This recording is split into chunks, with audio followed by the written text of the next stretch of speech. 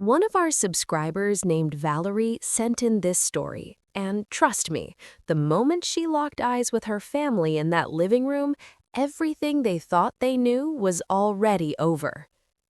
The crystal glass tapped against the spoon, the sharp chime slicing through the chatter.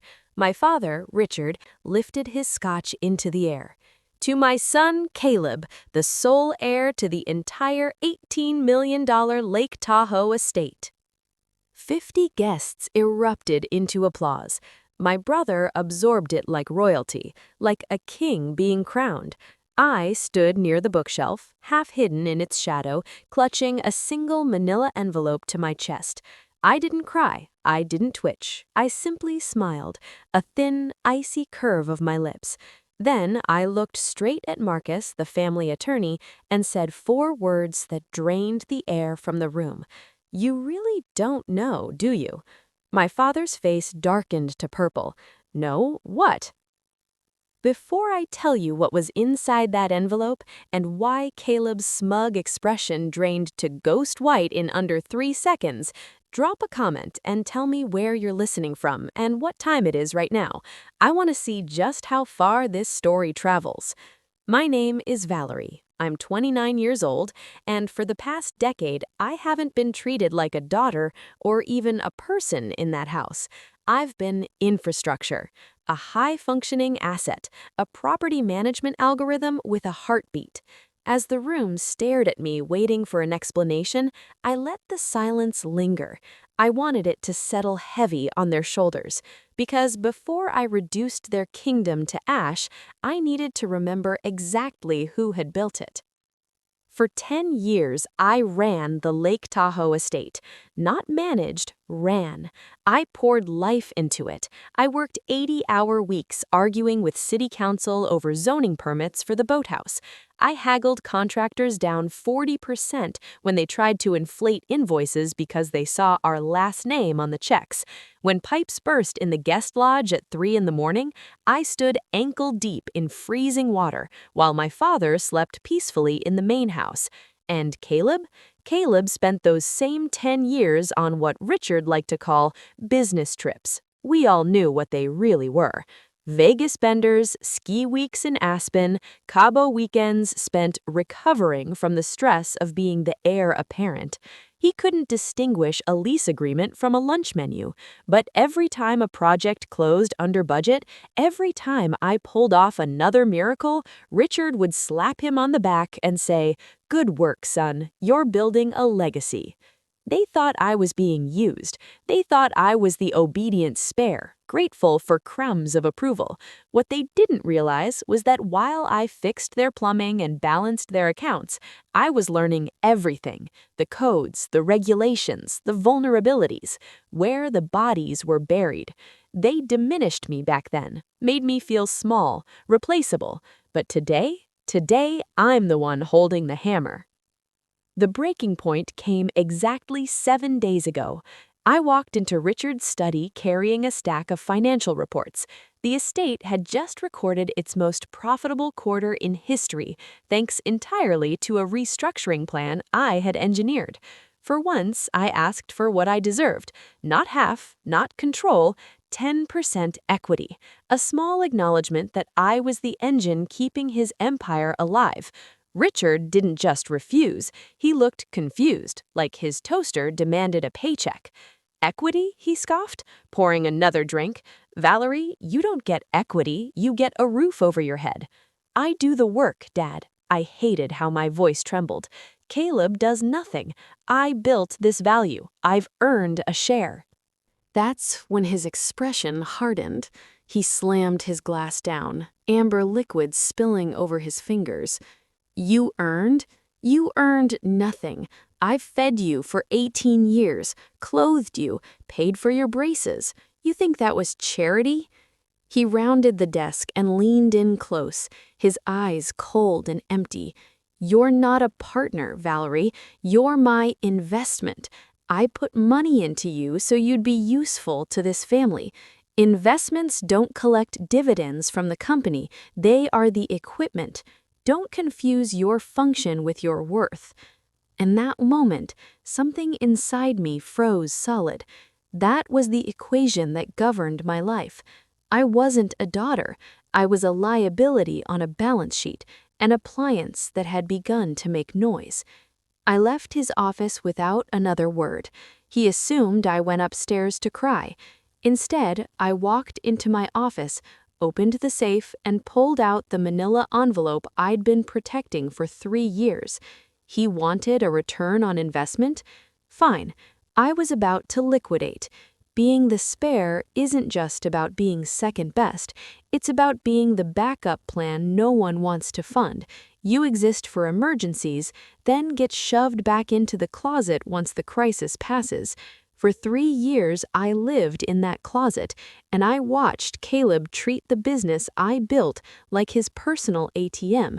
He didn't spend money, he set it on fire, like the $50,000 he invested in a crypto scheme pitched by a stranger at a blackjack table in Reno.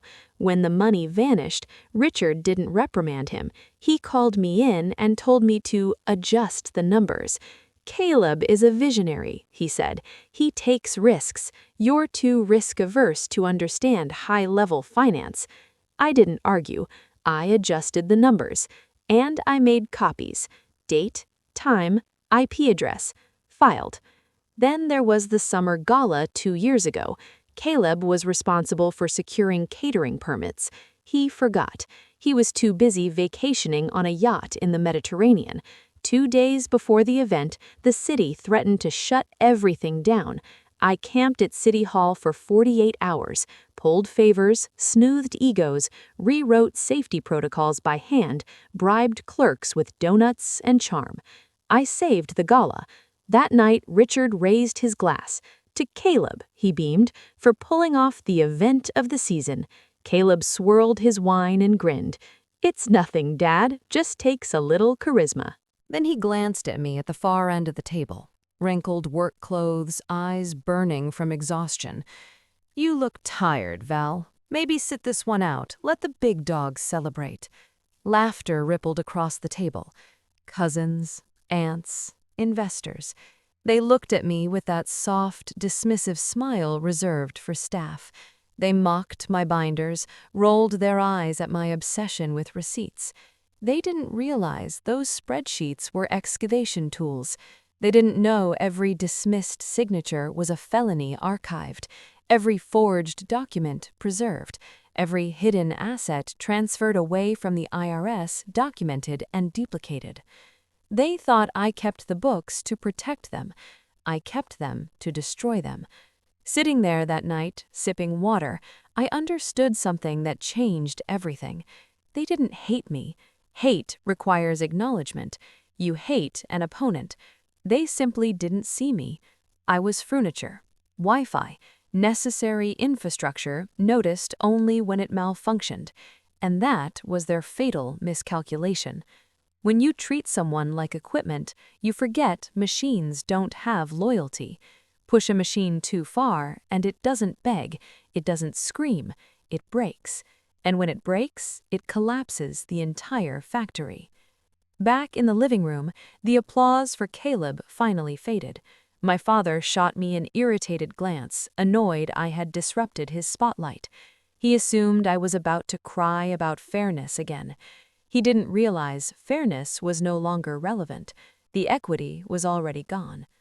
I stepped forward. The floor creaked beneath my heels. The manila envelope felt heavy, dense with 3 years of silence. I looked at Caleb. That same arrogant tilt of his head, that same smirk he'd worn since childhood. He thought he had won. He thought the crown was secure. He didn't know it was paper, and he didn't know I was holding the match. Caleb peeled away from a circle of adoring guests and swaggered toward me. He smelled of expensive scotch and effortless entitlement.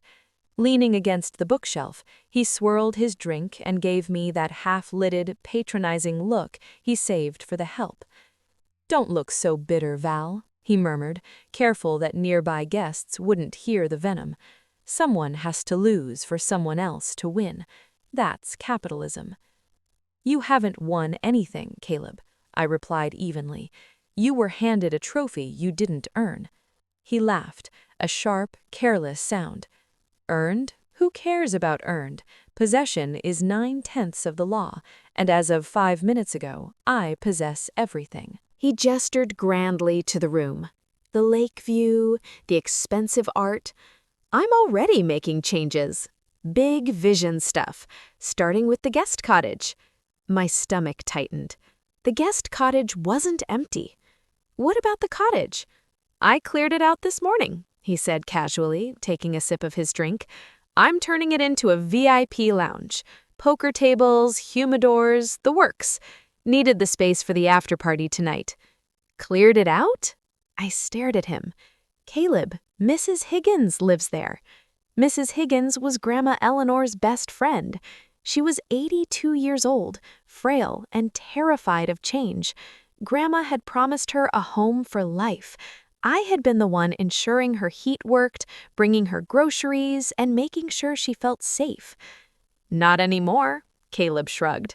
I told her to pack her bags, sent a couple of the guys to help her move her junk to the Motel 6 off the highway. She was crying, making a scene. Pathetic, really, but you can't let sentimentality get in the way of asset optimization.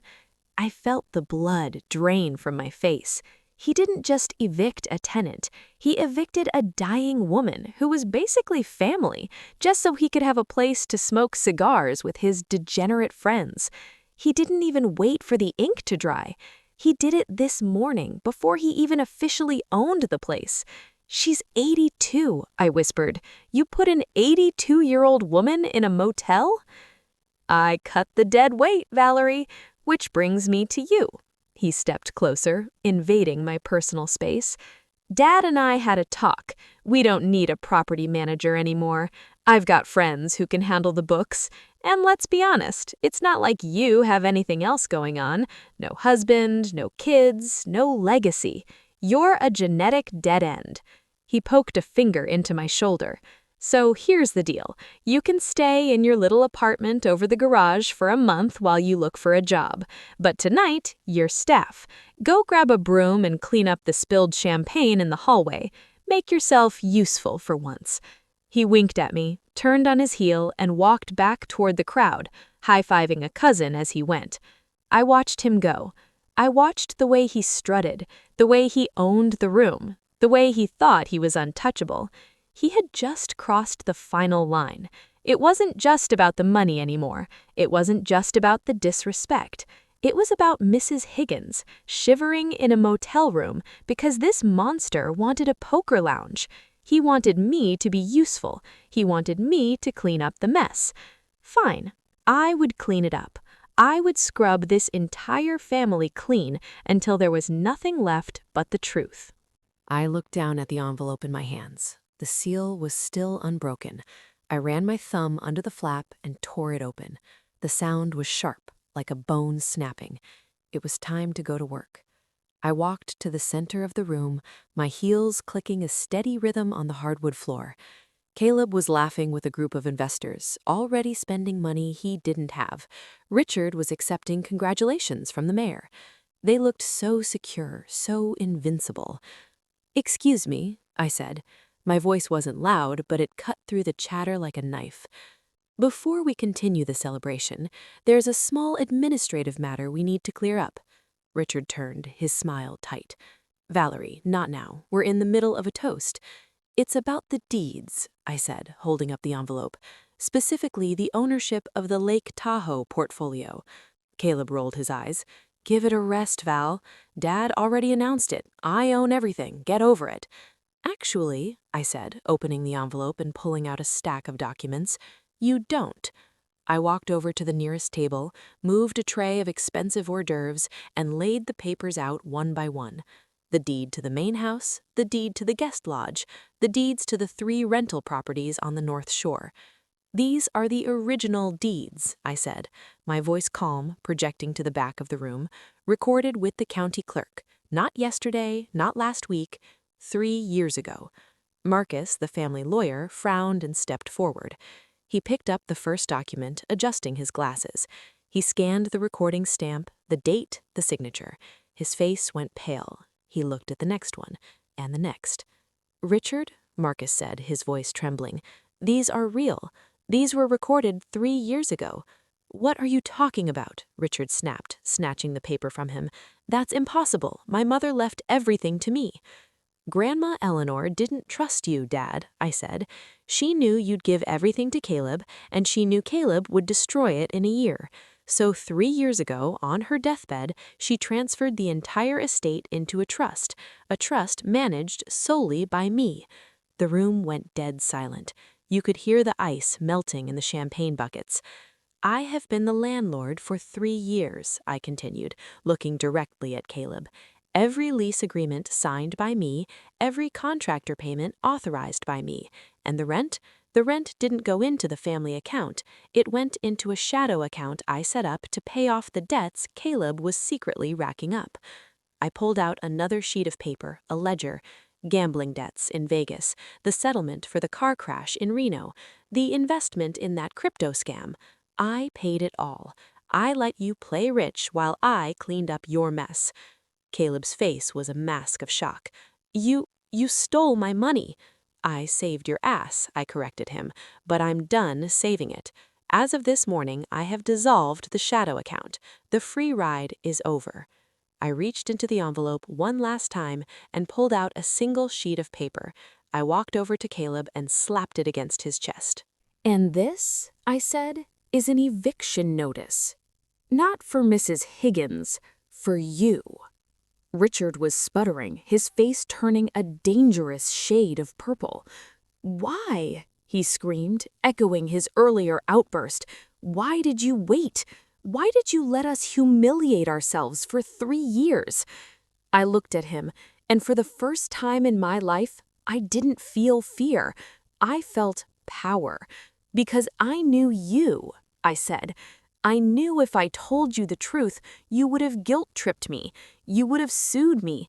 You would have bullied me until I signed it back over. I had to wait until you made your move. I had to wait until you claimed ownership publicly in front of all these witnesses, so that when I revealed the truth, you would have nowhere to hide." I looked around the room at the stunned guests. "I let you build your castle on quicksand, Dad, specifically so I could watch it sink. It was a Trojan horse. I had carried the truth inside their walls for 3 years, waiting for the exact moment they tried to erase me. And now the walls were coming down." Caleb stared at the eviction notice, his hands shaking. Then a strange, desperate laugh bubbled out of his throat. He reached into his jacket pocket. "You think you're so smart," he sneered, his eyes wild. "But you forgot one thing." He pulled out a folded document. "Grandma signed a power of attorney 2 days before she died. It gives me control over all assets, real estate, and trusts. It overrides your little trust. It overrides everything." He held it up like a weapon. I winced for a moment. The room froze. Richard relaxed. Marcus hesitated. It looked like I had lost, but I wasn't worried. I knew exactly where Grandma was 2 days before she died, and I had proof. Caleb waved a document like a trophy. "Power of attorney," he sneered. "Durable, immediate, signed October 14th, 2 days before she died." Richard exhaled in relief. "She knew who the real heir was," he said, glaring at me. Marcus studied the page. "The signature appears valid," he said carefully. "If this holds, it overrides the trust." Caleb stepped closer, smiling. "So, pack your bags. You're trespassing." I didn't look at him. I looked at the date. "October 14th, I said calmly. "Are you sure?" I handed Marcus a hospital file. "Grandma's ICU records. Turn to October 14th, Marcus read. His face drained. "She was intubated," he said, "sedated in a medically induced coma, physically restrained." I met Caleb's eyes. "She couldn't sign anything." The silence turned dangerous. "You didn't just lose the house," I said evenly. You presented a forged legal document to an attorney in front of 50 witnesses. That's felony fraud. Marcus dropped the document. I can't be part of this, he said. Richard, this is criminal. Richard stared at his son. What did you do? Caleb panicked, and then he confessed. I used the forgery, he gasped. I have private debts, $500,000. I gave them the house as collateral. They're coming at 5. I checked my watch. 4:45 p.m. Richard grabbed me. You have to sign it. He's your brother. I pulled away. I don't owe you anything, and I'm done paying for Caleb's sins. I opened the door. You invited them, I said. This is your deal. As I drove away, black SUVs turned into the driveway. I didn't call my family. I called the police. The house was seized. Caleb went to prison. Richard lost everything. Now I live in a small apartment with a lease in my name. The wine tastes like freedom. I stopped trying to save people who were willing to burn me to stay warm. If you've ever had to choose between saving your family and saving yourself, you're not alone.